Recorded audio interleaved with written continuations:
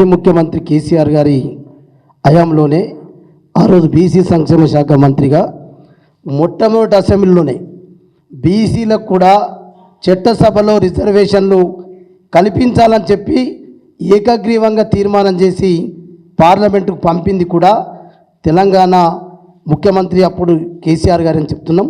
దాంతోపాటు బీసీ మంత్రిత్వ శాఖ గురించి కూడా అంతకుముందు ఆయన 2003లో చెప్పిన తర్వాత అంతకుముందు 2014లో మంత్రివర్గం ఆ రోజు కూడా ఏకగ్రీవంగా తీర్మానం చేసి మంత్రిత్వ శాఖ పెట్టాలి. బీసీ మంత్రిత్వ శాఖ లేకపోవడం వల్ల దేశం ఉన్నటువంటి ఓబీసీలకు తెలంగాణ ఉన్నటువంటి బీసీలకు కూడా అన్యాయం జరుగుతుందని చెప్పినాం.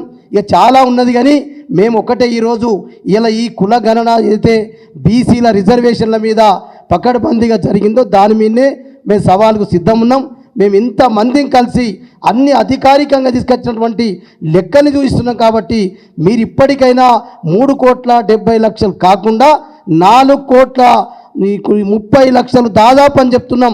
ఒక 5 అటు ఇటు కావచ్చు కానీ దీనికి మేము సిద్ధం ఉన్నాం. మీరు చర్చ పెడతారా, అందరిని పిలిచి పెడతారా? దయచేసి ఈ ప్రభుత్వానికి బీసీల పట్ల చిత్తశుద్ధి ఉంటే ఇది ఒకటే మేము డిమాండ్ చేస్తున్నాం. ఇక చెప్పుకుంటూ పోతే మా 19.5 సంవత్సరాల కాలంలో బీసీలకు మీరు ఏం చేసిండ్రో మేమేం చేసిండ్రో అది దాని తర్వాత చర్చ. కానీ ఇప్పుడు దీనికి సిద్ధం. ఇప్పటికైనా దయచేసి మేము ప్రభుత్వాన్ని కోరుతూ ఉన్నాం, ప్రభుత్వం బీసీ నాయకులను కోరుతూ ఉన్నాం. మీరు ఏదైతే ముఖ్యమంత్రి గారి మెప్పు పొందటానికి కొరకో మీ పదవులు కాపాడటానికి కొరకో జాతికి ద్రోహం చేయొద్దని చెప్పి మరొకసారి కూడా వారికి హెచ్చరిక చేస్తాం.